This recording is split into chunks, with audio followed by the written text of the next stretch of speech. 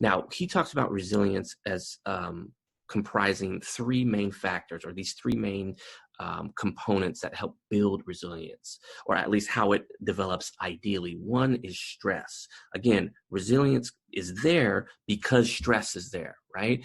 If there was no stress, there would be no need for resilience. We would feel happy, we would feel joy, we would be practicing self-care essentially naturally. But since there's stress, that essentially promotes the need for resilience and resilient strategies.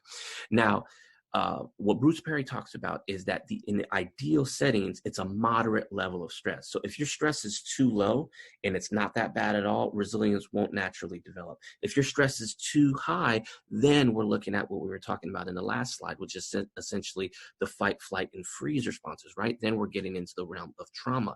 But a moderate level stress with some predictability in your environment and some controllability of the stress, that's what essentially develops resilience.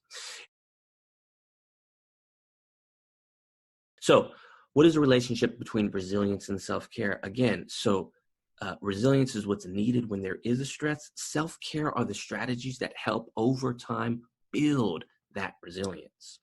A very, very simple definition of it is essentially the practice of taking action to preserve one's health over time. That could be your physical health, exercise, it could be your emotional health, it could be your mental health, your social health, your spiritual health, right?